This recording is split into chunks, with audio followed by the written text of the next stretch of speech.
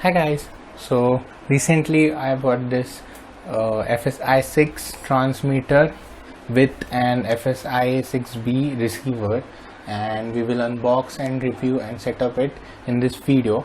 I will quickly show you the unboxing. So here I have the box. I got this from the local store for 4,500 rupees. With this receiver, which is the FSI 6B. This is actually a Chinese product. As you can see, one side is printed in Chinese and the other is printed in English. These specifications are of the transmitter and these specifications are of the receiver. So I got the version with IA6B. There are also versions available in the market with IA6 only. The advantage of IA6B is that we get the PPM and iBus support with this. So that's it on the box. We can quickly open it. So you actually don't get a lot inside the box.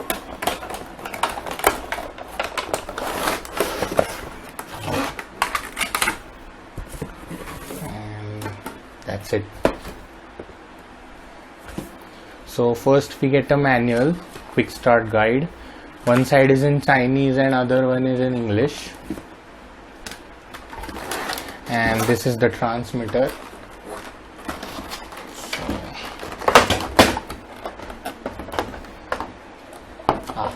And this is the receiver.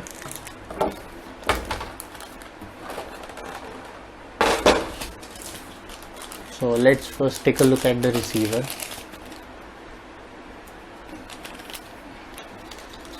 So this is a binding cable provided with the receiver, and this is the FSI 6B. As you can see, this has side input and it also has iBus support with PPM. Now let's come to the transmitter, and this is the transmitter. Let's take a closer look at the transmitter. So now let's take a closer look at the transmitter and the receiver. So this receiver is the FSI 6B. As you can see, the best part about it is that it has an iBus support. So you can connect iBus connections from here, and it also has a single channel PPM support from the channel 1. This only comes with the IA6B version. There is also another version which is FSIA6 only. So that version doesn't you can see only 6 channels. It doesn't have iBus or single channel PPM. So you have to buy it accordingly. You can get this receiver separately for around 1500 rupees, but most of the times it comes with the transmitter. This is the binding cable. You have to use this binding cable while binding the transmitter and the receiver. Most of the times the transmitter receiver comes pre-binded, but if you want to change the receiver, then you can bind it using this. It's simply a jumper wire. So now let's take a closer look at the transmitter. So this is the transmitter. As you can see, these buttons are very good quality buttons. There are also spikes on the joysticks so that you get a good grip on it. The throttle is non-centering throttle, so it stays wherever you keep it, and the yaw stick, the pitch and roll sticks are all centering. These are the trim buttons for adjusting trim function, we can see later. And these are the switch A, B. This is a 3-sided button, so switch C and switch D, and these are 2 potentiometers. So this is actually a 6-channel transmitter, but by the factory firmware you can only use 6 channels on it, but there are some latest firmwares from other developers which you can get from GitHub and upgrade it to use 10 channels.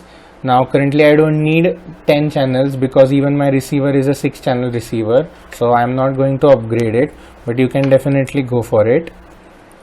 These are the buttons for scrolling through menu. This is the bind button and this is the power button. At the back side they have provided, you have to power this using 4 AA batteries. You can get those from local stores. I don't have idea for its battery capacity, but it should work fine. So just slide it. And this is the trainer port. So this is a MIDI port. You can connect your transmitter with other transmitter or perhaps a trainer transmitter who is teaching you how to fly it, or you can connect it to a PC using a MIDI to USB cable and then use a flight simulator with this transmitter. So let's power it on. There is one thing you should know. You have to keep all the buttons in up position and the throttle in down position. Only then it starts, or it gives a warning like this. So simply push all the switches in the up position and pull the throttle down and it will start. The first thing you can see is the battery voltage. The maximum battery voltage is 6 volt, which are the 4 cells, and the minimum is 4.2 volt. You can see its percentage here. When you the light auto shuts to save the battery. So when you press any of the button, it will again start. This is the OK button, cancel button, up down. We will quickly scroll through the menu now. So long press, you can get into the menu. Using up down, you can select. There are only 2 sections. Let's go to system setup.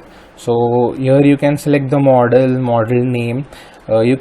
These are basically profiles for flying different quadcopters. You can create, so for example, you are using lots of quadcopters, like 4 quadcopters, then you can save the profile for individual quadcopters separately. So you can select and name them accordingly.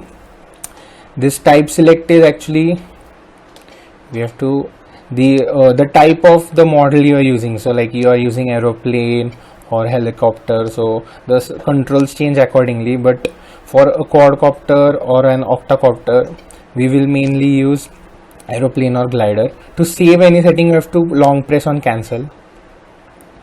So model copy, you have to copy profiles in each model. Reset RX setup. So in the RX setup, there are quite a few settings. The most important setting in is the fail-safe mode. You can set the fail-safe channels. Like for example, if your receiver goes out of range from the transmitter, then these fail-safe values will be by default activated by the receiver. This is to avoid any sort of crash or going out of control, or even activating special modes such as return to home or something like that. So you can set those. Then there is a sensor list, iBus setup and speed, distance and servo frequency. By default, this servo frequency must be kept at 50 Hz. So let's go back, and there is a trainer mode, student mode, stick mode. These trainer and student modes use this output, media output. Stick modes is basically choosing the channels for individual sticks. We are going to stick with the default, which is channel 4 for throttle. Then you can choose LCD brightness, firmware version, firmware update mode and factory reset. So firmware version is, mine is 1st Feb 2018. When you update it for using 10 channels, then you can see the change there. So this is the function setup. In the function setup, so if you want to reverse any of the inputs, then you can use reverse. Then there is endpoints. So if you want to reduce the throttle percentage, for example, if you are learning and you want to reduce the maximum power you are delivering to the throttle, so something like that. Then there's display. It will show you the values which you are using. So throttle is channel 3, this is channel 2, which is the pitch. Roll is channel 1 and yaw is channel 4. This is channel 6 and this is channel 5. So these are the channel. If you want to see the channels while you are flying, you can go in the display mode. Then you can change the auxiliary channels, which are set but channels for individual buttons. So as I am using the factory firmware, I can only select channel 5 or 6. If you update it, you can use 10 channels, that is set each channel for each and every button. But for now you can only select 2 channels, which will be the 5th and 6th channel on this. So for selecting like a start mode or GPS hold mode or something like that. So next is the sub trim. So in sub trim you can change these trim values for final, like they will be like that whenever you start the transmitter, but it is not recommended to use sub trim. Next is dual rate. Throttle curve. Throttle curve is for rising the throttle exponentially or not. This is used mostly for sports modes. Mix, Elevon, VTEL. Throttle hold. If you are tired of holding the throttle, like when you are flying the quad, you can use the throttle hold to fix the throttle at a single, you can say, percentage of power. Then switches assign and something like that. So these are all the functions you can select, and this is what you get. So the price of this, if you buy online, you can get only the transmitter for around 3000 rupees, and when you generally you don't get the transmitter only, you get it with the receiver, and it costs around 4500 rupees. It also depends on the receiver. If you get an i10 6B, then mostly it will cost for 500 rupees more and around 5000 rupees.